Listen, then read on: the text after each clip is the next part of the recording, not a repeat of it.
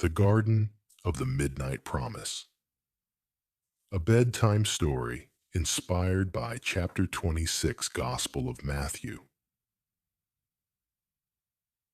Long ago, in a land where the moon wept silver onto the olive trees and the wind whispered secrets to the hills, there was a garden known only to a few. It was called Eleron, meaning place of pressing, for it was where olives were pressed for their precious oil. But those who came in stillness and wonder knew that Eleron held a secret even greater. It was where promises found their roots. At the edge of the garden, a gentle teacher named Yeshu often came with his friends. He didn't wear a crown or ride a chariot. Instead, he spoke softly, carried no sword, and wore kindness like a robe. Those who followed him had seen strange and beautiful things: blind eyes opening, broken hearts mending, storms stilled with a whisper. One day, as the scent of spring clung to the air, Yeshu entered a quiet home. A woman approached him with an alabaster jar, smooth and glowing like a drop of moonlight. Without a word, she broke it open and poured the fragrant oil over his head. The scent of nard filled the room, wrapping around everyone like a holy song. Some murmured, "Why waste such costly oil?" But Yeshu looked at her with eyes that saw deeper than time.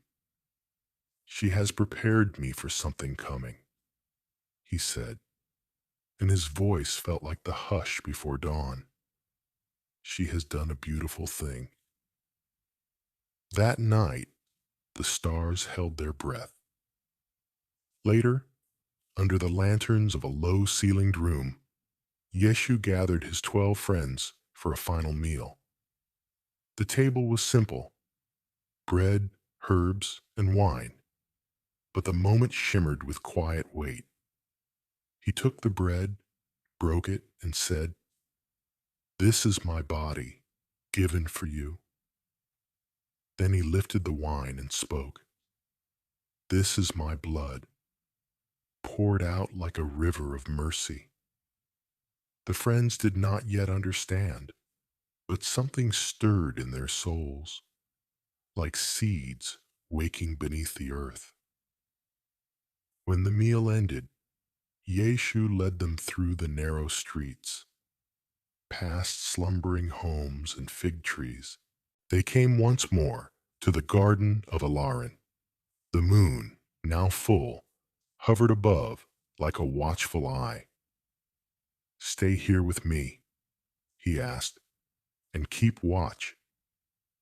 But his friends, weary from wine and worry, drifted into sleep beneath the trees.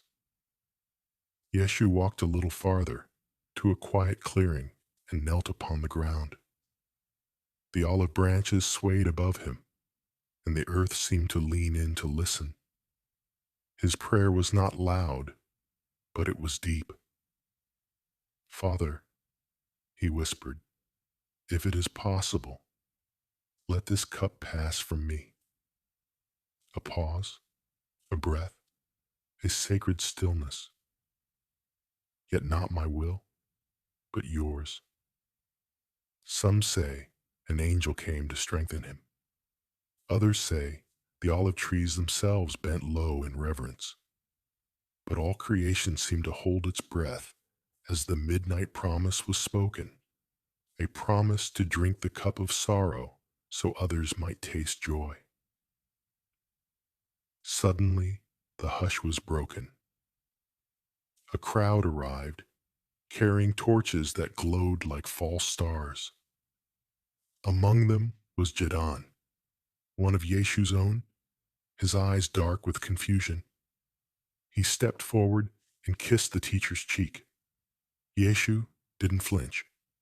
"Friend," he said, "do what you came for." And like that, the night shifted. Swords flashed. One of Yeshu's friends struck a guard, but Yeshu raised his hand. "No more," he said gently. "Those who draw the sword will die by the sword." Then turning to the crowd, he asked, "Do you come for me with weapons, like I am a thief?" But no one answered. The disciples, once bold, scattered like leaves in the wind. And Yeshu stood alone, but not truly alone.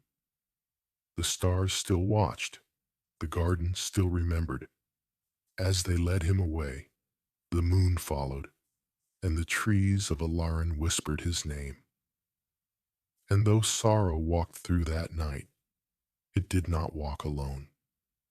In every shadow was the echo of a promise. In every tear, a seed of something sacred. Yeshu's cup was not just filled with sorrow, but with love deeper than the roots of the oldest tree. And in the quiet that followed, as sleep wrapped the world like a soft blanket, the garden waited. Because gardens know, after the pressing comes the oil. After the silence comes the song. After the night comes the light. Sleep now, dreamer. Let your heart be a garden and your soul a lantern. For the promises made in the night are the ones that shine brightest come morning. If this brought you a moment of peace, feel free to subscribe for more calming content each day. Now, dear one, as you close your eyes and let this day slip away, remember the one who does not break the bruised reed, the one who heals gently, who teaches with wisdom, who speaks with calm. He is the Lord of rest, the comforter of the weary, the keeper of your soul. May your dreams be filled with golden fields and quiet streams.